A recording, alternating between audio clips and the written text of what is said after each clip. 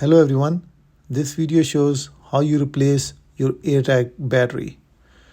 To start, you can see I have 2032 type batteries, button batteries, whatever you want to call, and an AirTag. So all you have to do is flip it over, press down on the polished stainless steel battery cover of your AirTag and rotate counterclockwise until the cover stops rotating. Remove the cover and battery, insert a new CR2032 lithium battery, replace the cover, making sure that the 3 tabs on the cover align with the 3 slots on the AirTag.